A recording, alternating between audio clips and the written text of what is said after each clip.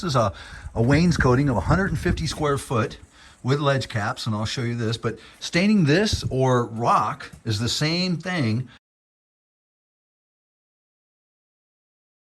Okay, so what I've done here is I've made three different, here's my base color of orange that I've always used individually.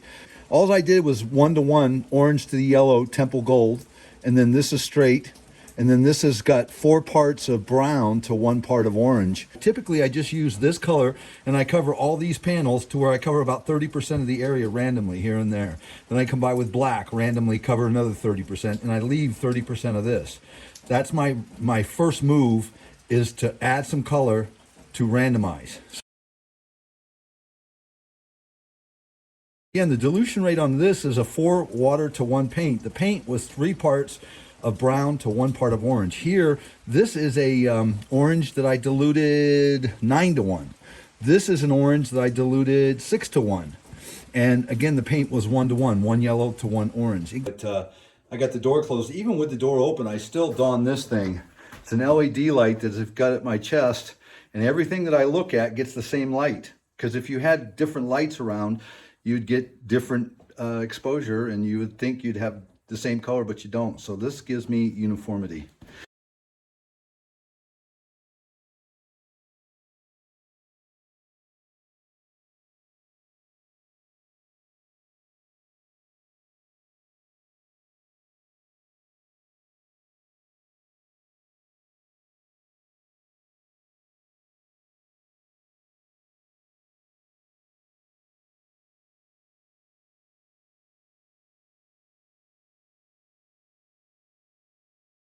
So again, nothing real crazy. You can always add more. You can't take it off. It's immediate stain. And this, I got the air down where it's almost like a bunch of speckles, but it melts together and makes a color. Oop, I'm just going to turn it up just a little bit.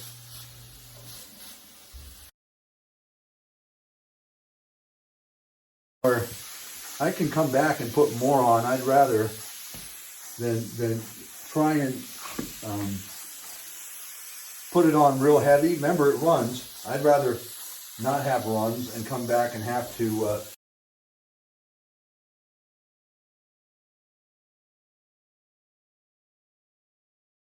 I've got a tan that I've mixed 3-to-1, and this is what we call a skim, where you take a brush and you go parallel to the surface, not like this, but you lay it and you skim across it, and what you end up doing is hitting the highs and accentuating them. And you're also placing another color. So I usually throw out the color, and then the first time I touch, it's very light, because this brush has got the most moisture in it it's going to ever have.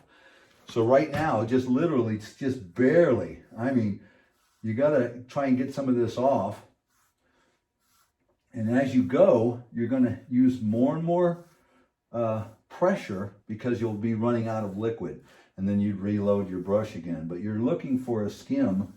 And again, you can see it kind of hitting the highs. Sometimes a 2-inch brush works better on this stone than does a 3-inch, but that's all right. It can still be done. Now this, again, you want to be uniform with this particular color. The randomization that we've done has already been completed.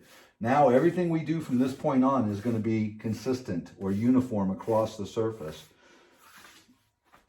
So now I'm just looking for areas that haven't gotten skimmed, because when I'm going this way, I can't get in that corner. So I'm looking now,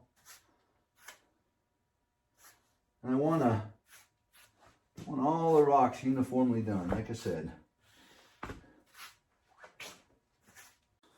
Okay, so we've got the skim all done.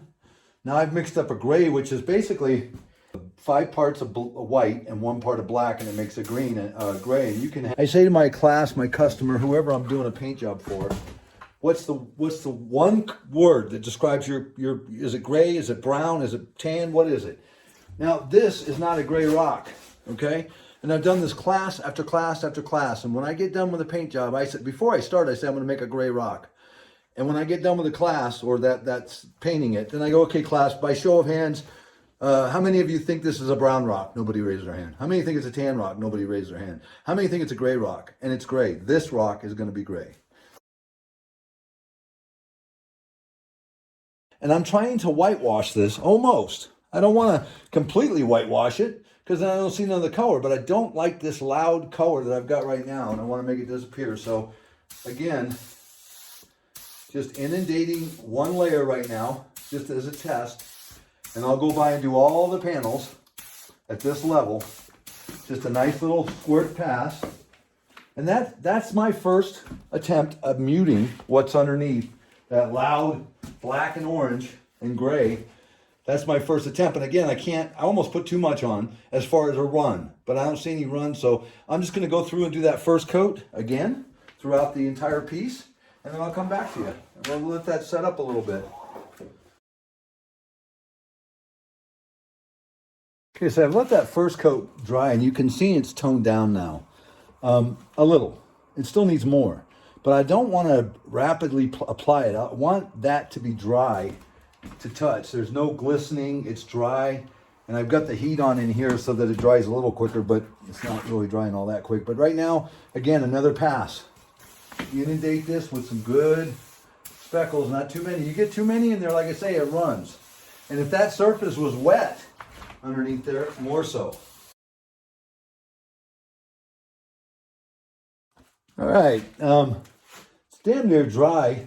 I'm kind of the mindset that that's good. I don't want to mute it too much, but I'm also tired, and it's about 8:30, and I'm going to go get some dinner and try and look at it in the morning and see what it looks like then, because it's hard to tell. Anyway, I'll be back with you. In this clip, they got the garage door open, all the lights are on, and the exposure of light made it look like it was tan. It's not, it's gray, and you'll see that in the next clip here as we're already done with the installation here. And this was a project we did, a donation for my son, my grandson, and I had put this together for our church, and it's something I enjoyed doing. And if you like the video, please like, share, subscribe, and keep an eye out for more of my videos. Thanks a lot, guys. You have a great day now. Bye.